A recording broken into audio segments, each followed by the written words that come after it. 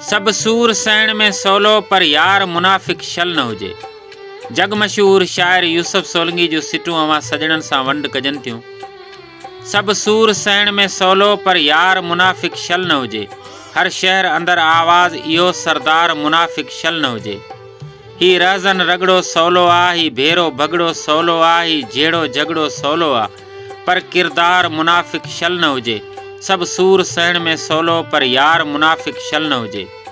ताबीर करण में सवली आ, तहरीर करण में सवली आ, तकरीर करण में सवली आ, पर इज़हार मुनाफ़िक शल न हुजे।